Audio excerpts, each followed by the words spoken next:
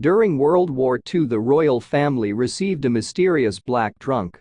It was labeled with the initials MHG and was unassuming on the outside, but on the inside there were some stunning jewels. These gems are still around today, and members of the royal family sometimes wear them. Let's take a look at their story and find out who this mysterious MHG was. Some of the British royals' most precious jewels were sent to them in a mysterious black trunk. The full contents of the box are still to this day unknown to the wider public. We only know about a few of the magnificent jewels that were in there. But the ones we've seen are truly incredible. Take for example the Regal ruby and diamond floral bandeau necklace, which Queen Elizabeth II was given as a wedding gift from her parents. She wore it at the state opening of Parliament in 1983. Or how about the Regal diamond peardrop earrings? These were created just before the advent of World War II by Cartier in 1938. The Queen Mother must have loved them because she wore them all the time.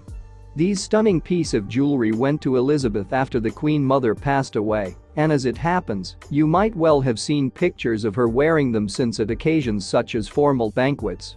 And here's another piece from the Black Trunk collection that you'll have definitely seen in recent years if you're a follower of the royal family. The Regal Emerald Kokoshnik Tiara. Princess Eugenie wore this one for her wedding in October 2018. And yes, she looked absolutely stunning in it. This was another piece that had once belonged to the Queen Mother, but it was one she'd never actually worn in public. By now you'll have noticed that all these pieces are named after someone called Regal. So just who was this Regal? Well, Regal was the G in the letters MHG. The full initials stood for Margaret Helen Regal. She was a friend of the royal family before and during World War II. And she was an interesting, but also deeply problematic, society woman of the era. Before Regal had sent her mysterious black trunk of jewels, she'd spent a lifetime trying to claw her way out of obscurity. She had been born out of wedlock, you see. Regal was the illegitimate daughter of William McEwen, a millionaire who'd made his fortune in the brewery business. Her mother was Helen Anderson, and a man who shared her surname was briefly passed off as the father.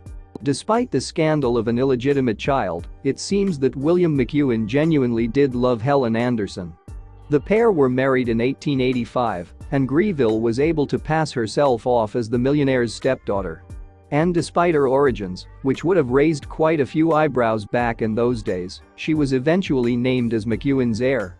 She stood to inherit all his money when he died. Being an heiress meant that Regal had many good marriage prospects.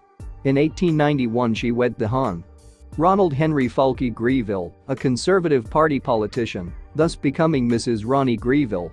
As Ronald's political career advanced, Regal did what most aristocratic women did in those days. She devoted herself cementing her position in the upper tiers of polite society by means of hosting events and what we'd characterize today as networking. Regal soon befriended a woman called Alice Keppel, who was very well connected. She was the mistress of none other than the Prince of Wales, the future King Edward VII. Back in those days, mistress of the king was a coveted position. Now, you may well have heard the name Alice Keppel mentioned in modern-day discussions about the royal family. She is actually the great-grandmother of Camilla Parker Bowles, now Queen Camilla. After Edward ascended the throne, Regal got even closer to the monarchy. She could often be found rubbing shoulders with the king, and the newspapers of the day soon took notice. In 1906 the Westminster Gazette wrote, "Young, bright, a capital linguist, a good hand at bridge, and always one of the best-dressed women in society, Mrs. Regal has speedily become a familiar figure in the little circle specially honored with King Edward's friendship." Around this time Regal began work on a new home called Pellesden Lacey. This was going to be a magnificent, beautiful mansion where she and her husband could entertain the richest and most powerful people in the world. But unfortunately, both Regal's mother and her husband died while the house was being constructed. Ronald had contracted cancer of the vocal cords, and he was only 43 years old when he passed away. Regal grieved terribly over the loss of her husband, but after that she began befriending other widows. One of these was Queen Alexandra, the wife of her now late friend, the former monarch. When Edward died in 1910, afterwards Greville sent Alexandra a statue of the former king's pet dog Caesar. Alexandra was so grateful for the kind gesture that in return she gave Margaret the real dog as a gift. Greville was now firmly entrenched as one of the royal family's most intimate companions. In 1913 she decided she would eventually leave Pellesden-Lacy to Prince Albert, who unbeknown to her, or indeed at that stage, anyone, would later become King George VI. And of course that plan also brought another connection to the current royal family. George was the father of Elizabeth and the grandfather of the current monarch, King Charles III. It's thought that Greville was the person who got Albert, known as Bertie and Elizabeth Bowes-Lyon, the future Queen Mother, together. In fact, she might well have downright meddled in their affairs. Yes, the late Queen Mother had once been very fond of an equerry named James Stuart, but it's thought Greville arranged for Stuart to be sent away, thus leaving her free to be wooed by Albert. All the same, the object of Albert's affections refused his marriage proposal twice. Perhaps she wasn't as interested as Bertie would have wanted. So it's thought that Greville then placed a story in a newspaper claiming that the woman with whom he was besotted was about to marry a Scottish lord. The story goes that Albert saw this story and quickly proposed one more time. This time, she agreed to take his hand in marriage. And the pair were given the run of Pellesden-Lacy at which to spend their honeymoon. As she grew older, Greville relentlessly collected beautiful jewels and objects. Some of her vast collection went on display at Pellesden-Lacy in 2022. It included a Fabergé egg, one of the most sought-after collector's items in the world. The exhibition's assistant curator Richard Ashbourne told The Guardian, Margaret Greville inherited a passion for collecting from her father. Her fashionable collection provided a suitably lavish backdrop to her famous parties at Pellesden-Lacy. It was a very important part of her life. Ashbourne went on, Mrs. Greville and her friends bought treasures for each other, including creations by Fabergé, to be displayed and discussed, or even regifted. Gift-giving was a key social ritual in Edwardian high society circles. As such, Mrs. Greville's collection was also a signifier of her intimacy and influence with the rich and powerful. But now we come to the problematic parts of Greville's character. She was by all accounts friendly with Adolf Hitler and the Nazis during the Third Reich, and by most accounts she apparently shared their anti-Semitism as well. She visited Nazi Germany, and she was reportedly warmly welcomed there. Before World War II broke out, she kept going back, with her final visit to the country taking place in 1937. Her association with the Nazis damaged Greville's reputation considerably, although she remained a close friend of the royal family, and she was even invited to the May 1937 coronation of George. British politician Harold Nicolson had once dubbed Greville a flat slug filled with venom, but the royals didn't budge in their admiration of her, even as they set themselves in opposition to the Nazis. Greville died of cerebral thrombosis in 1942 at the age of 79.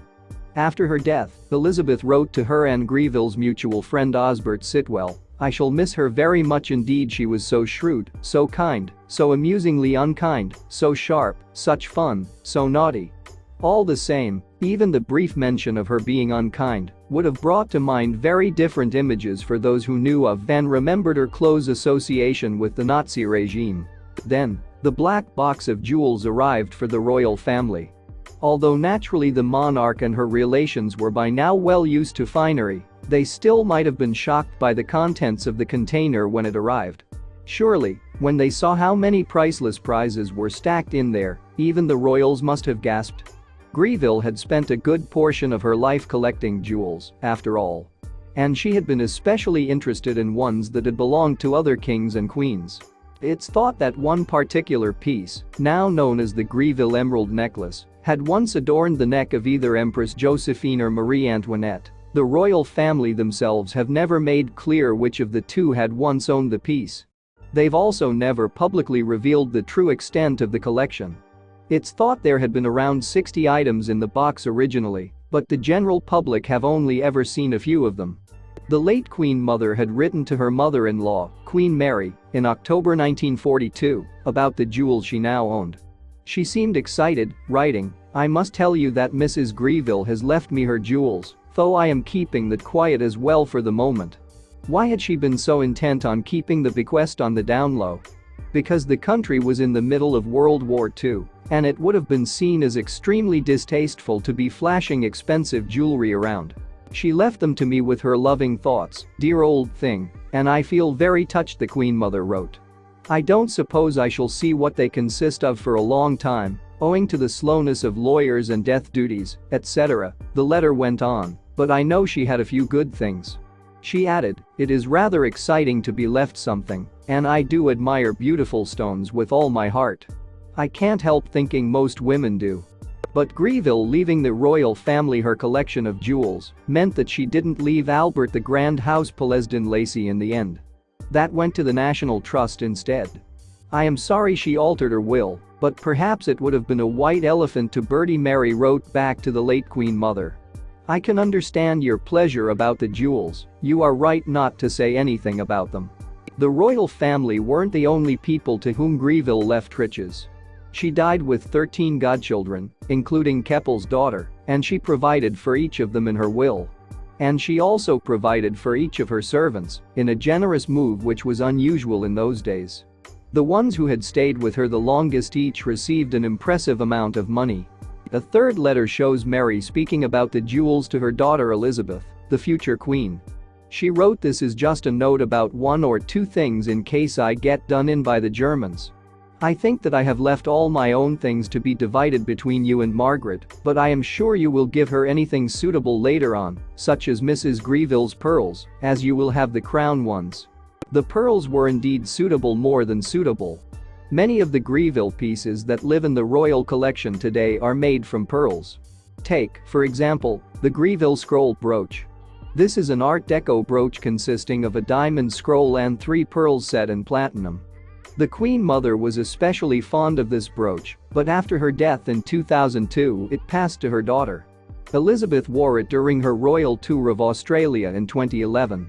And some others are made from the finest diamonds. One of the most impressive pieces from the Greville trunk is a tiara now called the Greville tiara. The Queen Mother had this one altered in 1953 to add even more diamonds, and it became one of her favorites. The Queen Mother wore it right up until the end of her life, and then it passed to Queen Camilla. She wore it frequently back when she was the Duchess of Cornwall. We've seen the royals wearing many pieces from the Greville collection, but we surely can't have seen them all yet. The exact full inventory of the contents of MHG's black box remains shrouded in mystery. Hopefully one day though, the royals will come clean and hold an exhibition of all the jewels they received from Greville. After all, wouldn't it be fitting to share the beauty of all these collected gems with the wider world? Thanks for watching, and don't forget to like and subscribe.